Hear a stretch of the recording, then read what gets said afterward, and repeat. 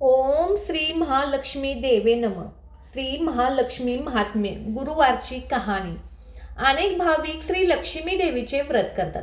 आपल्यावर श्री लक्ष्मीची कृपा व्हावी, घरात सुखसमाधान सतत राहावे, हा त्यामागील हेतू असतो. हे व्रत केल्याने उत्तम फलाचा लाभ होतो. मार्गशीर्ष महिन्यातील पहिल्या गुरुवारी व्रताचा प्रारंभ करून शेवटच्या गुरुवारी त्याचे उद्यापन करतात. काही कारणामुळे मार्गशीर्ष महिन्यात न जमल्यास कोणत्याही महिन्यातील पहिल्या गुरुवारी हे व्रत करावे. शेवटच्या गुरुवारी त्याची सांगता करावी. काही भाविक तर सतत वर्षभर या व्रताचे पालन करतात. लक्ष्मी व्रत व त्याचे नियम, पूजाविधी, कहाणी इत्यादी आज आपण सांगणार आहोत. त्यावर श्रद्धा ठेवून श्री लक्ष्मीच्या कृपाप्रसादाने सर्व मनोरथ पूर्ण होतात. व्रत नियम. गुरुवारी प्रातःकाली उठावे, आंघोळ करावी, शुद्ध अंतकरणाने व श्रद्धाभावाने पूजाविधी करावा. दिवसभर उपवास करून सायंकाळी देवीला नैवेद्य दाखवून रात्री भोजन करावे. कधी कधी आकस्मिक अडचण उद्भवते. अशा वेळी आपण उपवास करावा आणि कोणाकडूनही पूजा आरती करून घ्यावी. एकादशी, शिवरात्री या दिवशी, उपवासाच्या दिवशी गुरुवार आल्यास फक्त पूजा आरती करावी. कहाणी स्वतः वाचावी, आता ऐकवावी. व्रताची पूजा व कहाणी ऐकण्यास शेजाऱ्यांना निमंत्रण द्यावे. सायंकाळी गायीची पूजा करावी, तिला नैवेद्य द्यावा. नित्याप्रमाणे उद्यापनाच्या दिवशी पूजा आरती करावी, कहाणी वाचावी. 7 सुवासिनी किंवा स्वात कुमारिकांना हळदी कुंकू द्यावे, एक फळ द्यावे व एक कथेची प्रत द्यावी. शक्य असेल तर ब्राह्मणाला शिधा, वस्त्र, दक्षिणा देऊन नमस्कार करावा. त्यानंतर आपण भोजन करावे. गुरुवारी संध्याकाळी पूजा आरती करावी. त्यानंतर सर्वांना प्रसाद द्यावा. कोणत्याही महिन्यातील पहिल्या गुरुवारी या लक्ष्मी व्रतास सुरुवात करावी. हे व्रत वर्षभर पाळावे. अडचण निर्माण झाल्यास दुसऱ्या महिन्यातील पहिल्या गुरुवारपासून हे व्रत सुरू करावे. असे अखंडपणे वर्षभर व्रत करावे. शेवटी त्याचे उद्यापन करावे. हमखास यश लाभते. पूजेची मांडणी. घरातील पूजेची जागा स्वच्छ करावी. पूजेच्या जागी पाट, चौरंग ठेवावा. चौरंगावर कोरे नवीन कपडे अंथरावे. कपड्यावर गहू, तांदूळ यांची रास घालावी. त्यावर तांब्याचा कलश ठेवावा. कलशात दुर्वा, पैसा, सुपारी घालावी. पानाचे विडे, आंब्याची डहाळे कलशावर ठेवावी. त्यावर नारळ ठेवावा. चौरंगाव व पाठावर श्री लक्ष्मी देवीचा फोटो ठेवावा. घरात लक्ष्मीची मूर्ती असल्यास ती चौरंगाव व पाटावर ठेवावी. मग फोटो ठेवू नये. मूर्तीपुढे विडा, खोबरे, खारीक, बदाम, इतर फळे, खडीसाखर अथवा गूळ ठेवावा. त्याच्या शेजारी गणपती म्हणून सुपारी मांडावी. अशी पूजा मांडणी करावी. ती पूर्ण झाल्यावर यथासांग पूजा करावी. पूजेनंतर आरती करावी. सर्वांना प्रसाद द्यावा. पूजेच्या संध्याकाळी लक्ष्मीला मिष्ठानाचा नैवेद्य दाखवावा. नंतर भोजन करावे. दुसरे दिवशी सकाळी लवकर उठावे. पूजा विसर्जित करावी. कलशातील पाणी तुळशीस घालावे. तिला हळदी कुंकू व्हावे. नमस्कार करावा. पद्मपुराणात या व्रताचा उल्लेख आढळतो. त्यातील ही लक्ष्मी देवीने असे कथन केले आहे की माझे हे व्रत जो नित्य नियमाने करेल तो सदैव सुखी राहील, असे माझे वचन आहे. श्री लक्ष्मी देवीची कहाणी. श्री गणेशाय नमः. श्री महालक्ष्मी देवे नमः. मन लावून ऐकावी, ध्यानी ठेवावी श्री लक्ष्मी देवीची कहाणी. द्वापर युगाचा आदिशास्त्री, सौराष्ट्र देशाची मोहिनी श्री महालक्ष्मी देवी. 8 पाट नगर होते. नगराचा एक राजा होता. त्याचे नाव होते भद्रश्रवा. तो दयाळू, शूर व प्रजादक्ष होता. देवांना, ब्राह्मणांना, साधू संतांना सुखावत होता, आनंद देत होता. राजाच्या राणीचं नाव होतं सूरचंद्रिका. नाव चांगलं पण स्वभावात अहंकार. मागील जन्मी ती एका वैश्याची पत्नी होती. तिच्या नवऱ्याशी तिचे भांडण होई. भांडणाने वैतागली. रागाने घराबाहेर पडली. चालत होती अनवाणी रानातून. तिथे तिला दिसल्या सुवासिनी. त्या करीत होत्या लक्ष्मीचे व्रत. ते तिने पाहिले. त्यांच्याबरोबर तिनेही व्रत केले. दुःख विसरली, दरिद्र गेली, परिस्थिती सुधारली. देवीची भक्ती फळाला आली. कालांतराने ती मरण पावली. पुढे तिचा पुनर्जन्म झाला. स्त्रीचा जन्म पुन्हा मिळाला. पण भाग्य उजाळले. भद्रस्रवा राजाशी तिचा विवाह झाला. ऐश्वर्यात लोळू लागली. गर्वाने ती फुगली. गरिबांना विसरली. तोऱ्या मोठ्यांनी फुगली. दास दासींवर रागवली. एकदा काय झालं? देवीच्या मनात आलं, राणीला आपण भेटावं, मागच्या जन्माची आठवण द्यावी, ओळखते की नाही ते पाहावे. राणी राजवाड्यात सुखाने राहत होती. राजाही कौतुक करी, तिचे लाड पुरवी. त्या दोघांना पुढे 7 पुत्र आणि 1 शांबला झाली. कन्या झाली. कन्येचं नाव होतं शांबला. एके दिवशी काय झालं? देवीनं म्हातारीचं रूप घेतलं. फाटकं वस्त्र नेसली. माथी मळवट फासला. हाती काठी घेतली. काठी टेकीत राणीच्या भेटायला आली. तिला आरोळी दिली. आहे का कोणी घरात? कोणी घास देईल का? दासी बाहेर आली. म्हातारी दारात दिसली. तिने विचारले, कोण ग तू? आलीस कोठून? काय काम काढलं आहेस? तुझं नाव काय? गाव कोणतं? तुला हवाय काय? मधून मधून खोकत हळू आवाजात म्हातारी सांगू लागली, माझं नाव कमला. द्वारकेहून आले ग. राणीला भेटायचंय. कुठे आहे ग राणी? दासी म्हणाली, राणीसाहेब महालात आहेत. सख्यांशी गप्पा मारतायत. त्यांना सांगितलं तर त्या माझ्यावर रागवतील. तुला ग त्या कशा भेटणार? काय तुझा हा अवतार? तुला पाहून माझ्यावर ओरडतील. उनं धुनं बोलतील. त्यांच्या सख्याही तुला हसतील. तू जरा आडोशाला बस. मैत्रीण गेल्या म्हणजे मी सांगते त्यांना. म्हातारी रागवली. मनोमन संतपली. तुझी राणी पैशाला भाळी. माणुसकी विसरली. दरिद्री मेली. आज झाले राणी. पण देवीला विसरली. माझ्यामुळेच ना. मीच तिला व्रत सांगितलं देवीचं. तिनं ते केलं. आता राणीपदावर बसली. देवीची आठवणी राहिली नाही. गर्व झालाय संपत्तीचा. पैशाची धुंदी आले. गोरगरिबांची पर्वा नाही. थोरा मोठ्यांच्या मुली झाल्यात मैत्रिणी. म्हातारी गरीब आणि भिकारी. तिला कोण विचारते? पण याचं फळ तिला भोगावंच लागेल. तेव्हा तिचे डोळे उघडतील. जाते मी. दासी घाबरली. तिने म्हातारीला पाणी दिले. हात जोडून म्हणाली, हे व्रत मला सांगाल? मी ते नेमाने करील. उतणार नाही, मातणार नाही. घेतलेला वसा टाकणार नाही. दिलेला शब्द मोडणार नाही. त्या दासीला व्रताचा वसा सांगितला. म्हातारी उठली. काठी टेकीत निघाली. तोच माडीवरून राणी कन्या शांबला धावत आली. तिने कळकळून म्हणाली, आजी रागवू नका. माझी आई चुकली. तिच्या वतीने मी क्षमा मागते. कृपा करा. दिलेला शाप मागे घ्या. पाया पडते तुमच्या. म्हातारीला मुलीची दया आली.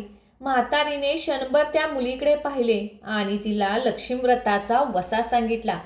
मुलीचा निरोप घेऊन म्हातारी निघणार तोच राणी माडीवरून आली. दाराशी येते तर म्हातारी दिसली. राणी ओरडली, ए ठेरडे, कशाला ग आलीस? जा इथून. उठ म्हणते ना. जातेस की नाही? दुसरी घर नाही दिसली तुला? म्हातारीने संतापाने गरागरा डोळे फिरवले. कपाळावर आठ्या पसरल्या. ती तडकन घराबाहेर पडली. दासीने लक्ष्मीव्रत केले. तिची स्थिती सुधारली. दासी पण गेले. संसार सुखाचा झाला. पुढं मार्गशीर्ष महिना आला. पहिल्याच गुरुवारी शांबलेने लक्ष्मीव्रतास सुरुवात केली. सगळे नेम धर्म पाळले. 4 गुरुवारी तिने लक्ष्मीव्रत केले. शेवटच्या गुरुवारी उद्यापन केले. सिद्धेश्वर नावाचा पुत्र मलाधार राजाशी शांबलेचा विवाह झाला. राजवैभवातील शांबलेला राजवैभव मिळालं. हा होता लक्ष्मीव्रताचा प्रभाव. सुखा समाधानाने संसार चालू होता. भद्रस्रवाला व सुरचंद्रिकेला राणीचे मात्र भाग्य फिरले. शत्रूने राज्यावर चाल केली. भद्रस्रवाचं राज्य लुबडलं. सुरचंद्रिकेचं राणीपद गेलं. भद्रस्रवाला वाटलं पूर्वीचे दिवस आठवले. रानावनात फिरून राजा राणी कष्टाने दिवस काढत होते. भद्रस्रवाला कन्येला भेटावेसे वाटले. तो एकटाच निघाला. चालून चालून दमला. नदी काठावर विश्रांतीसाठी थांबला. नदीकडे येताना राणीच्या दासीने भद्रस्रवाला पाहिले. घाईघाईने ती राजवाड्यात गेली. राणीला सांगितलं. मलाधाराने माणसं पाठवली. आणायला रथ पाठवला. सासऱ्यांना घरी आणलं. सन्मानाने नवीन वस्त्र, कंठी हार दिला. शांबाला वडिलांची काळजी घेत होती. काही दिवसांनी राजाला वाटलं आता परत जावं. जावयाला तसं त्यानं सांगितलं. मुलीचा निरोप घेतला. जावयाने मोहरा भरलेला हंडा नोकराकडून देऊन राजासोबत पाठवला. राजा घरी परतला. सूर्यचंद्रिकेला भेटला. हंडा पाहून ती आनंदाने घाईने तिने झाकण काढले. आत बघते तर काय, तिला कोळशेच दिसले. सूर्यचंद्रिकेने कपाळावर हात मारला. नशिबाला दोष दिला. नवऱ्याला सांगितले. ते ऐकून तोही चकित झाला. दुःख पाठलाग करत होतं. दारिद्र्य सरत नव्हते. चिंतेचं सावट पसरत होतं. काळजीचा वणवा भडकतच होता. सूर्यचंद्रिकेचा एक एक दिवस दुःखाचा जात होता. एके दिवशी तिला मुलीला भेटावे, डोळे भरून पहावे वाटले. नशिबाचे भोग भोगायचेच आहेत. सूर्यचंद्रिकेला घरून निघाली. मुलीच्या घरी सासरी पोचली. तो दिवस गुरुवारचा होता. नदी तीरावर जरा वेळ बसली. दमली होती. त्याचवेळी एक दासी नदीवर आली. तिने राणीच्या आईला ओळखलं. घाईनं तिने महालात गेली. राणीला निरोप दिला. तुमची आई आलीये. नदी किनारी बसलीये. खूप दमलेली दिसली. तिला आणायला कोणाला तरी पाठवा. शांबलेने सारथ्यासोबत रथ नदीकडे पाठवला. आईला घेऊन यायला सांगितलं. आई रथात बसून महालात आली. आईला बघताच शांबलेने आनंदाने मिठी मारली. मुलीचे वैभव पाहून तिचे मन तृप्त झाले. तोंडून शब्द फुटेना. आईने स्नान केले. मुलीने तिला पैठणी दिली. सोन्या मोत्याचे दागिने दिले. आईचे रूप अधिकच खुललं. दुपारची वेळ झाली. शांबलेने भक्तिभावाने लक्ष्मीची पूजा केली. आरती झाली. धूप दीपाचा वास दरवळला. शांबलेला कडकडीत उपवास होता. भोजनाची तयारी झाली. तिने आईला जेवायला बसवले. सूर्यचंद्रिका पाटावर येऊन बसली. पण ती एकदम शांत होती. तिला मागचा जन्म आठवला. लक्ष्मी देवीच्या कृपेने या जन्मी ती राणी झाली होती. ती म्हणाली, श्यामा, मी देखील तुझ्यासोबत उपवासच करीन. श्यामा म्हणाली, ठीक आहे. मार्गशीर्ष महिना होता. मुलीने 4 गुरुवार व्रत केले. ते आईने पाहिले. तीही उपवास करू लागली. देवीला भक्तिभावाने प्रार्थना करत होती. महिना संपला. घरी जायचा विचार ठरला. पोचवायला शांबला सोबत गेली. 4 दिवसाने शांबला निघाली. मलाधार राजाने पाठवलेला पैशाचा हंडा घेतला. त्यात मीठ भरलं. तो नोकराजवळ देऊन पुन्हा ती सासरी आली. गप्पा मारता मारता वेळ कसा जात होता याचेही तिला भान नव्हते. मलाधाराने विचारले, माहेरहून काय आणलंस? शांबलेने सोबत आणलेल्या हंड्याकडे पोट दाखवले. मलाधाराने उत्सुकतेने झाकण काढले. त्यात त्याला काय दिसले? मिठाचे खडे. अगं वेडे, मिठाचे खडे कशाला आणलेस? इथं मिळत नाही मीठ. मीठ मिळतं ना, पण हे मीठ माझ्या वडिलांच्या राज्यातील आहे. वडिलांचं राज्य सौराष्ट्र होते. त्या शेजारचा समुद्र आहे. हे मीठ त्या समुद्रातील. समुद्र तीरावर दूरवर माझ्या वडिलांचं राज्य होतं. पण आज शांबलेच्या बोलण्यातील खोस राजाने हेरली. तो विचारात गुंगला. शांबला म्हणाली, हे मीठ जीवनाचे अमृत आहे. अन्नाला चव येते ती मिठानेच. मीठ नसलेला पदार्थ अळणी. ज्याचं मीठ खावं त्याच्याशी इमानी असावं. त्याचं रक्षण करावं. कामात कसूर झाली तर प्रसंगी प्राणही द्यावा. मलाधार राजाने निश्चयाने उठला. त्याने आपले सेवक सासऱ्याकडे पाठवले. त्यांना बोलवून घेतले.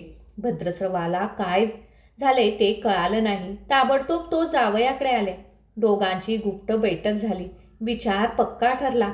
भद्रस्रवाने अनुमती दिली. मलाधाराचे मुख्य सेनापतीला तात्काळ भेटण्यास बोलवले. सेनापती आले. त्यांनी मलाधाराला वंदन केले. आज्ञा करावी महाराज. तो म्हणाला, भद्रस्रवाचं राज्य जिंकलेल्या शत्रूवर ताबडतोब स्वारी करा. प्रत्येक सैनिकाच्या हातावर हंड्यातील मिठाचा एक एक खडा ठेवा. शपथ घेऊन प्रत्येकाला झुंजायला सांगा. राजाची आज्ञा झाली. तसा सेनापती व्यवस्था केली. दुसरे दिवशी सोबत सेना घेऊन बेसावध शत्रूवर चाल केली. शत्रूच्या राज्यावर सारे सैनिक तुटून पडले. मलाधाराचे सैन्य बेभान लढत होते. शत्रू सैनिक जमिनीवर कोसळत होते. सूर्य पश्चिमेकडे जात होता. अंधार हळूहळू पसरत होता. शेवटी मलाधाराच्या सैन्याने शत्रूचा फडशा पाडला. अपूर्ण विजय मिळवला. भद्रसवाचं राज्य पुन्हा मिळाले. मलाधाराला व शांबलेला ही आनंदाची बातमी सेनापतीने ताबडतोब कळवली. सैनिकाने शत्रुराज्याचा खजिना लुटला. अपार संपत्ती मिळाली. ती पोट्यात भरून मलाधाराकडे आणली. त्यात सोन्याच्या मोहरा, बरीच नाणी होती आणि शस्त्राचा साठाही होता. मलाधाराने भद्रस्रवास सूर्यचंद्रिकेस राणीस घेऊन यायला सांगितले. ती आल्यावर घरात आनंदाला उधाण आले होते. तो गुरुवार होता. शांबलेने लक्ष्मीव्रताची पूजा केली. आरती झाली. धूप दीपाचा सुगंध दळवळला. तिने व तिच्या आईने उपवास केला. रात्री देवीची आरती झाली. देवीला नैवेद्य दाखवून सर्वांनी पंचपक्वानाचे जेवण केले. मार्गशीर्ष महिन्यातील हा होता गुरुवार, शेवटचा लक्ष्मीव्रताचा शेवटचा दिवस, मंगल मुहूर्ताचा दिवस. मलाधाराने भद्रस्रवाचे राज्य त्याच्या स्वाधीने केले आणि या व्रताची सांगता झाली. राजा राणी सौराष्ट्रात आले. सूर्यचंद्रिकेने पुन्हा लक्ष्मीव्रताचा वसा घेतला. तो अजन्म पाळला. घरची स्थिती सुधारली. राजाचे 7 पुत्र दूर देशाहून अचानक घरी आले. त्यांना पाहून आई वडिलांना आनंद झाला. या व्रतामुळे राजा राणी सुखी झाले.